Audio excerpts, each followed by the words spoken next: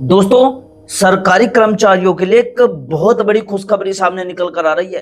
अगर आपके परिवार में कोई सरकारी नौकरी करता है या फिर कोई पेंशन लेता है, तो ये खबर आपके लिए बहुत ज्यादा महत्वपूर्ण होने वाली है, क्योंकि केंद्र सरकार ने अब 8वें वेतन आयोग यानी 8th पे कमीशन को लेकर बड़ा कदम उठा दिया है।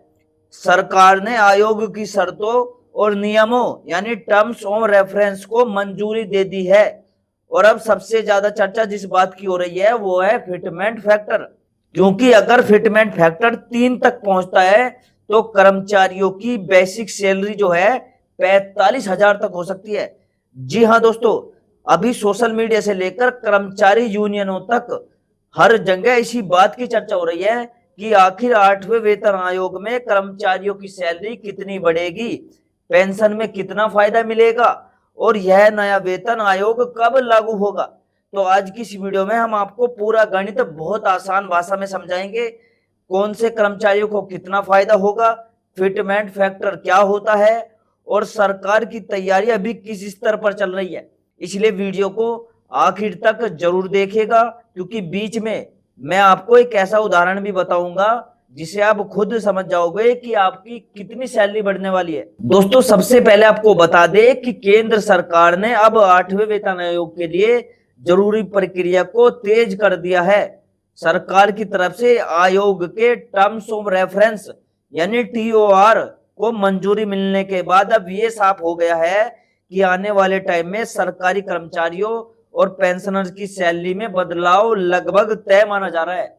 अभी हमारे देश में लगभग 55 लाख केंद्रीय कर्मचारी और करीब 69 लाख पेंशनर्स है जो पेंशन लेते हैं, यानी कुल मिलाकर 1.25 करोड़ से ज्यादा लोग सीधे तौर पर इस फैसले से प्रभावित होंगे।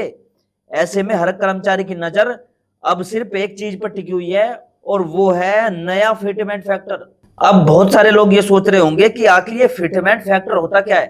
तो देखिए दोस्तों, इसे हम आसान भाषा में समझते हैं।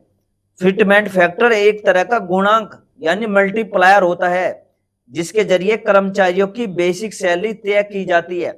मतलब आपकी पुरानी बेसिक पे को एक नंबर से गुणा किया जाता है और उसके बाद नई बेसिक सैलरी बनती है।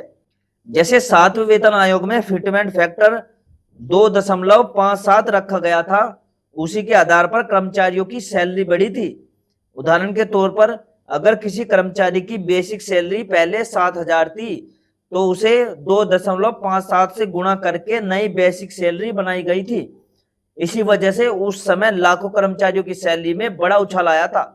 अब 8वें वेतन आयोग में भी कर्मचारी यूनियन लगातार मांग कर रही है कि फिटमेंट फैक्टर को और ज्यादा बढ़ाया जाए। कुछ यूनियन तो 3 की मांग कर रही है तो कुछ यूनियन कह रही है कि इसे 5 तक किया जाए। हालांकि सरकार अभी कोई अंतिम फैसला नहीं ले रही है, लेकिन अगर मान लिया जाए कि फिटमेंट फैक्टर 3 कर दिया जाता है तो कर्मचारियों की बेसिक सैलरी में बहुत बड़ा बदलाव देखने को मिलेगा। अब जरा इसका सीधा गणित समझो। मान लीजिए किसी कर्मचारी की जो बेसिक सैलरी है वो 15,000 रुपए है। अगर फिटमेंट फैक्टर 3 लागू होता है तो उसकी बेसिक सैलरी सीधे 45,000 तक पहुंच सकती है, यानी सिर्फ बेसिक पे ही 30,000 का अंतर आ जाएगा। और दोस्तों ध्यान रखिए, बेसिक सैलरी बढ़ने का मतलब सिर्फ हाथ में आने वाली सैलरी बढ़ना नहीं होता। इसके साथ साथ एचआरए अलग बढ़ता है, डीए भी बढ़ता है, ट्रेवल अलाउंस बढ़ता है, मेडिकल बेनिफिट भी बढ़ते हैं और सबसे बड़ा फायदा रिटायरमेंट के बाद जो पेंशन होती है उसमें भी बढ़ोतरी होती है, यानी पेंशन भी बढ़ती है। यानी अगर बेसिक पे बढ़ती है तो कर्मचारियों को हर तरफ से फायदा ही फायदा मिलता है। यही वजह है कि सरकारी कर्मचारी अभी 8वें वेतन आयोग को लेकर काफी उत्साहित दिखाई दे रहे हैं। सोशल मीडिया पर लोग लगातार कैलकुलेशन निकाल रहे हैं कि आखिर उनकी सैलरी कितनी बढ़ सकती है। अब यहाँ पर एक और बड़ा सवाल आता है कि क्या सच में सरकार फिटमेंट फैक्टर 3 तक ले जाएगी। तो देखिए दोस्तों, अभी तक सरकार की तरफ से कोई आधिकारिक घोषणा नहीं हुई है, लेकिन कर्मचारी यूनियन लगातार दबाव बना रही है।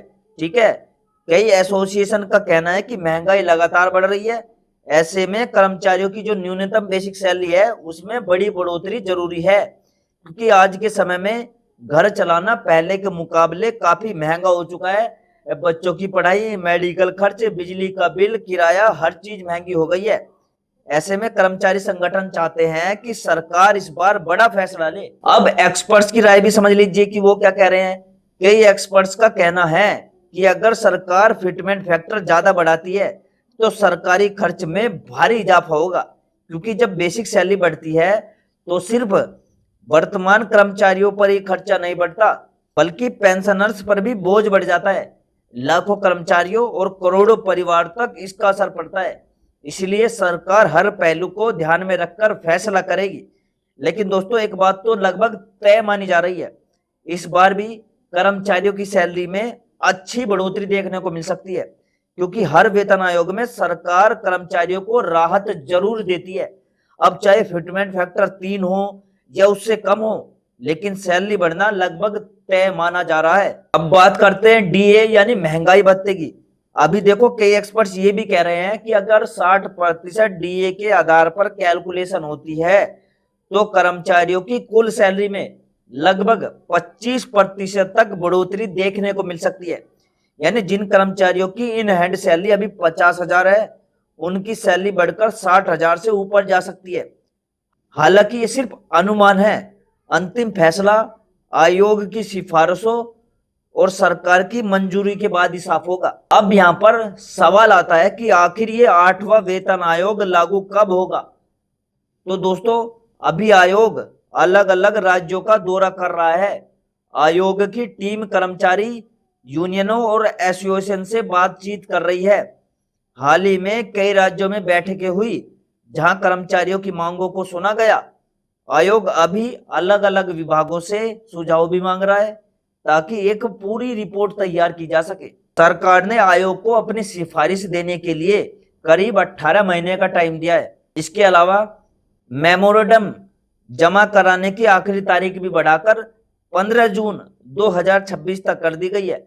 यानी अभी प्रक्रिया जारी है, इसलिए माना जा रहा है कि अंतिम सिफारिशें आते आते 2027 के आसपास का समय हो सकता है। उसके बाद सरकार इन सिफारिशों पर विचार करेगी और फिर लागू करने का फैसला लिया जाएगा। दोस्तों, यहाँ पर एक और बात समझ लो जो बहुत इंपॉर्टेंट है। बहुत सारे लोग सोशल मीडिया पर अलग अलग आंकड़े बता रहे हैं। कोई कह रहा है सैलरी 2 गुनी होगी, कोई कह रहा है 3 गुनी होगी, लेकिन अभी तक सरकार की तरफ से अंतिम फिटमेंट फैक्टर घोषित नहीं किया गया है। इसलिए आपको किसी भी वायरल खबर पर तुरंत भरोसा नहीं करना है। जब सरकार आधिकारिक तौर पर कोई फैसला करेगी तभी आपको सही जानकारी सामने आएगी। लेकिन इतना जरूर है कि 8वें वेतन आयोग को लेकर तैयारियां तेज हो चुकी है और आने वाले टाइम में सरकारी कर्मचारियों के लिए बड़ा बदलाव देखने को मिल सकता है। और यही वजह है कि अभी कर्मचारी यूनियनों की बैठकों में भी सिर्फ इसी मुद्दे पर चर्चा हो रही है और हर कर्मचारी यही जानना चाहता है कि आखिर उसकी सैलरी में कितना इजाफा होगा। और दोस्तों, एक और बात, अगर केंद्र सरकार कर्मचारियों की सैलरी बढ़ाती है तो उसका असर राज्य पर भी देखने को मिलेगा, क्योंकि कई राज्य सरकार भी बाद में अपने कर्मचारियों के लिए समान फैसले लागू करती है। यानी इसका फायदा सिर्फ केंद्रीय कर्मचारियों तक सीमित नहीं रहता, बल्कि आगे चलकर राज्य के कर्मचारियों को भी फायदा मिलता है। तो फिलहाल सभी की नजर अभी सरकार और आयोग की अगली बैठक पर बनी हुई है। जैसे जैसे नई जानकारी सामने आती जाएगी वैसे वैसे तस्वीर और साफ होती जाएगी। लेकिन अभी जो संकेत मिले हैं उससे यही लगता है कि आने वाले टाइम में कर्मचारी और जो पेंशनर्स है उनको राहत जरूर मिल सकती है। तो दोस्तों, इस पूरे मामले पर आपकी राय क्या है? क्या सरकार को फिटमेंट फैक्टर 3 करना चाहिए या फिर 5 करना चाहिए? कमेंट में जरूर बताना, ठीक है। और अगर आप सरकारी कर्मचारी हो, पेंशनर हो या आपके परिवार में कोई सरकारी नौकरी करता है तो इस वीडियो को ज्यादा से ज्यादा शेयर कीजिए ताकि सभी लोगों तक ये महत्वपूर्ण जानकारी पहुंच सके, ठीक है। और दोस्तों, आप कौन से राज्य से, कौन से स्टेट से मेरी वीडियो देख रहे हो, उस शहर का नाम, उस राज्य का नाम जरूर लिख के जाना, ठीक है। तभी तो पता चलेगा कि कहाँ से वीडियो देख रहे हो। और मैं मिलता हूँ दोस्तों आपसे अगली वीडियो में एक नई खबर, एक नई जानकारी के साथ। तब तक के लिए दोस्तों, जय हिंद, जय भारत।